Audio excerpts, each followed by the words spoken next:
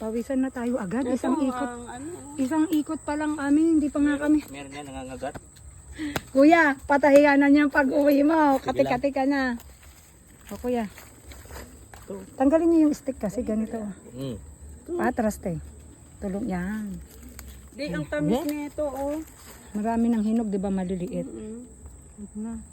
Kailangan may pangating. Nung nakaraan, meron ako dito, bisita Wala na. naman tayong plastic. Thanks, God. Dapat kasi may dala tayo. Kaya lang may mag-aakit naman ng box. Meron naman. Kaya gusto ko kayo mapunta doon. Kaya lang talagang nagwo-worried ako sa inyo. Alam mo kuya, anong ilang galon ng iniligo ko dito?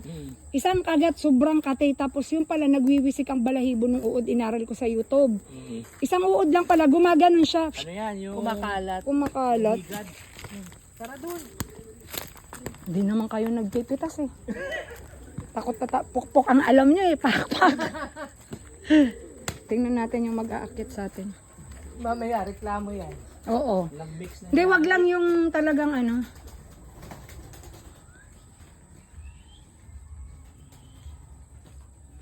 Ayaw yung pitasin to? Ayan. Oh, rambutan matamis kaya yan. Bangs, puntahan mo, dali.